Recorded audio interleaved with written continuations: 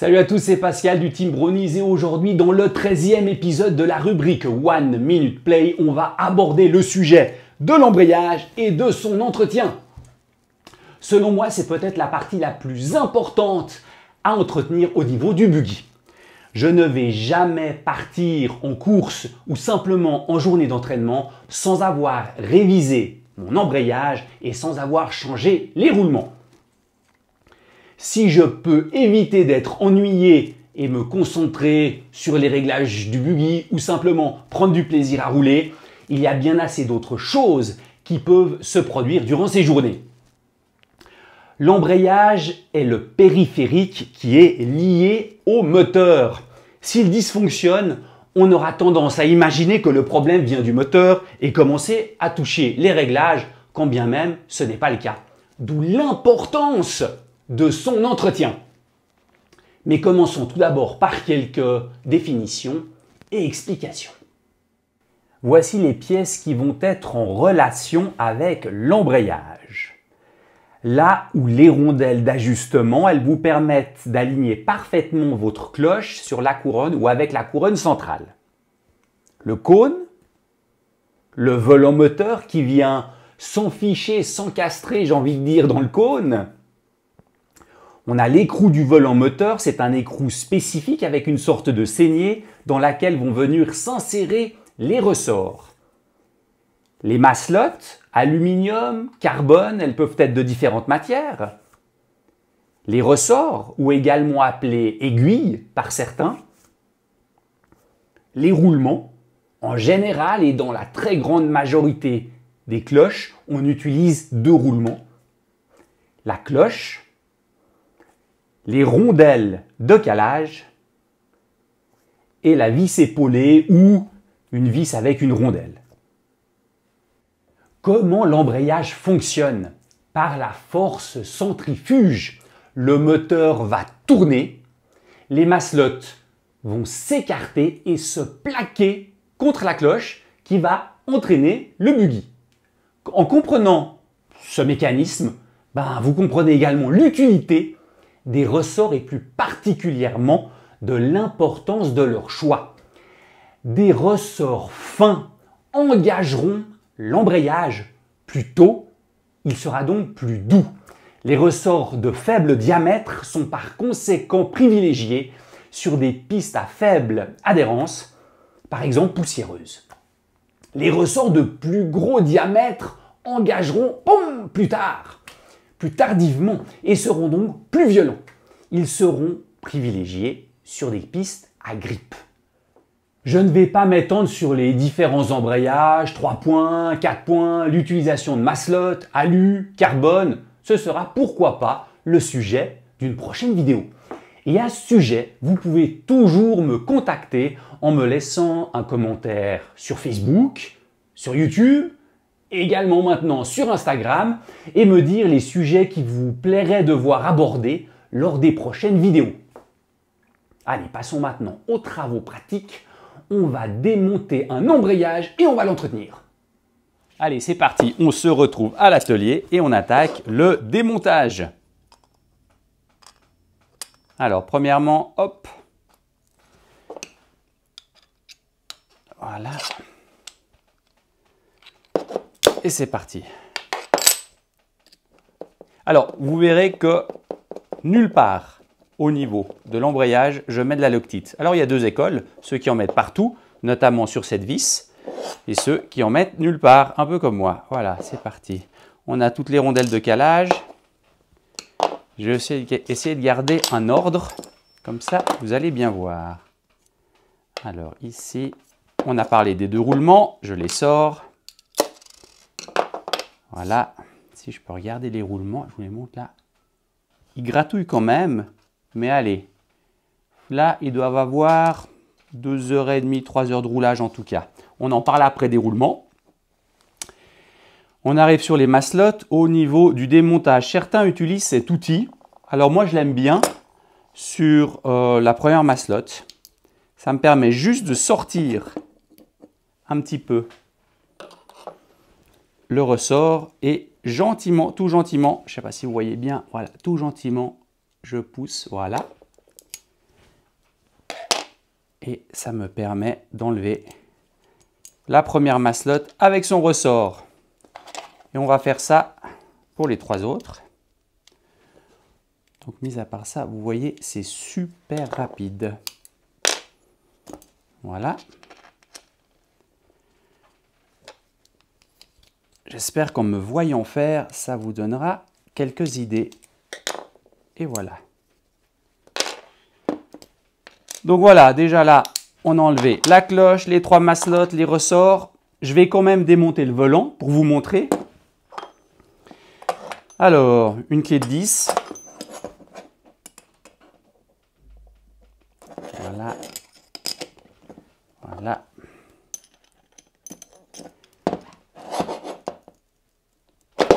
Voilà.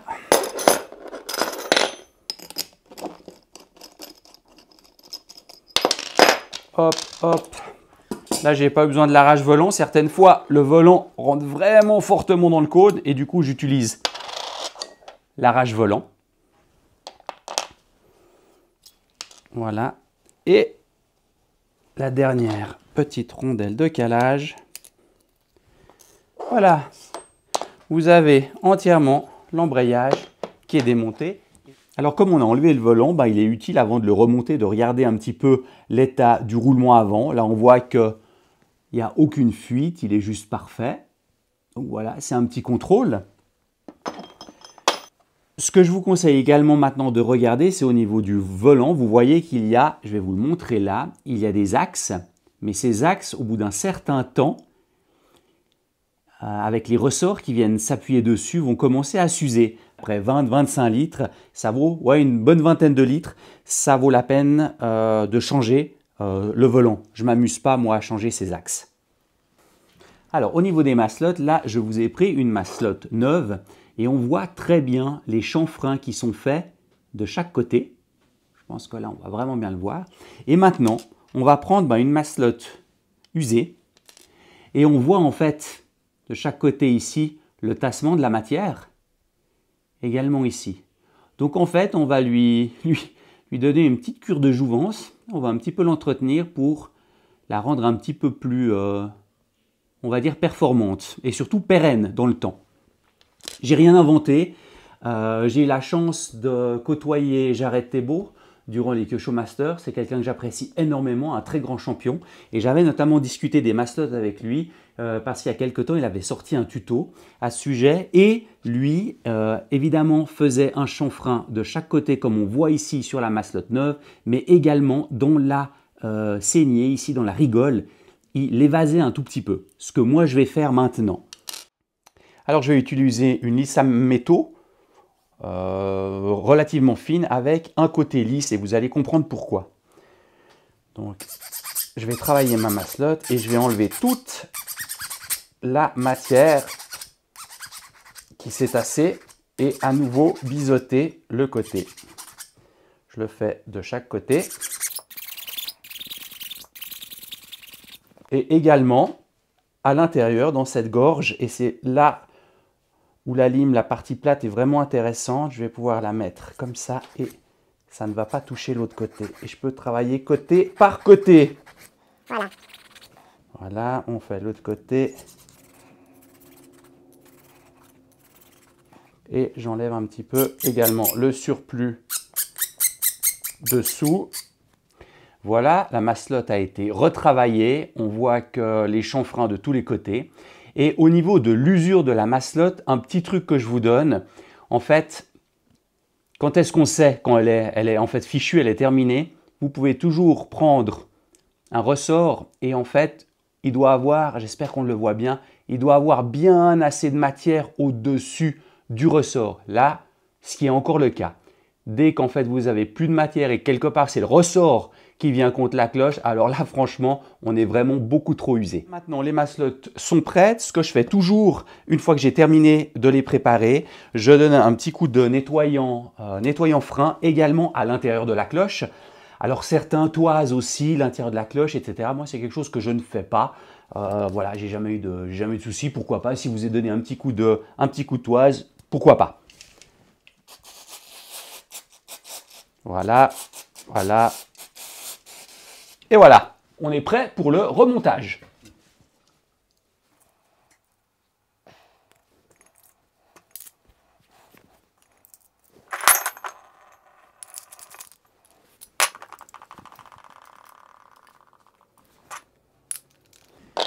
Là, comme je vous l'ai dit, même ici, je ne mets pas de Loctite.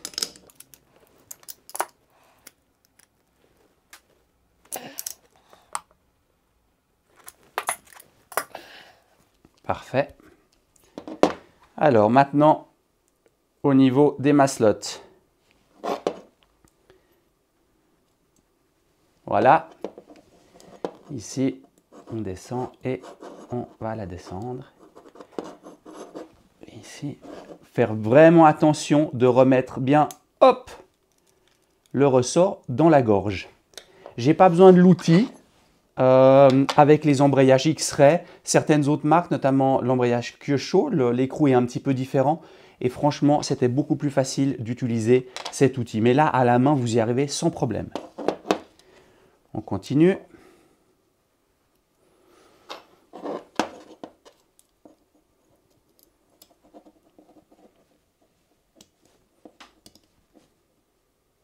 Voilà, on l'a bien entendu et on va mettre la dernière. Elle peut être un tout petit peu plus délicate à mettre, parce qu'il y a un petit peu moins de place.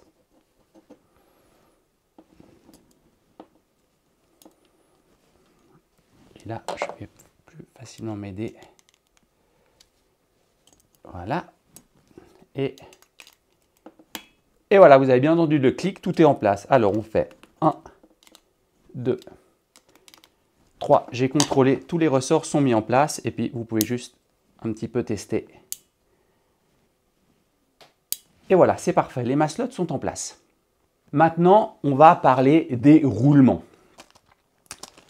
J'ai fait plusieurs petites vidéos quant à l'entretien des roulements. Au niveau des roulements de cloche, je ne les entretiens pas, je les utilise et après un certain temps, je les change. Grosso modo, comme je vous ai dit, si vous partez avec des roulements neufs, je ne me pose aucune question, je fais un week-end de course complète. Et pour ça, j'utilise cela. Les roulements Kyosho, pour moi, c'est le 5 étoiles des roulements. J'ai testé jusqu'à 4 ou 5 heures de roulement en continu, de roulage, de roulage en continu. Jamais eu de problème. Si je dois mettre un petit peu d'argent quelque part pour pérenniser ma journée, c'est là-dessus. Donc, je peux que vous les conseiller. Pour moi, c'est les meilleurs roulements du marché. Donc, voilà, je les ai préparés. On va les mettre. Clac, la cloche. Deuxième roulement. Aucun bruit. La cloche tourne parfaitement. Elle frotte nulle part. Donc, voilà. Et je termine le montage de l'embrayage avec mes rondelles de calage. Voilà.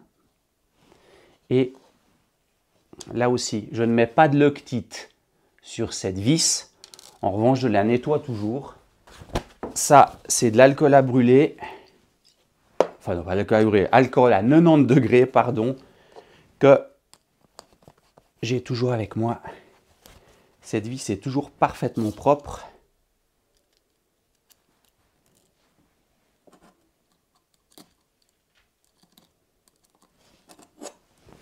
Voilà.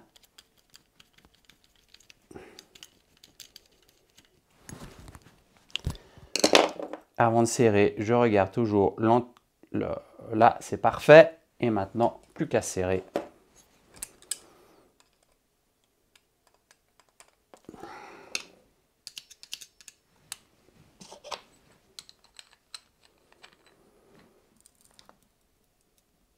Et voilà, c'est parfait.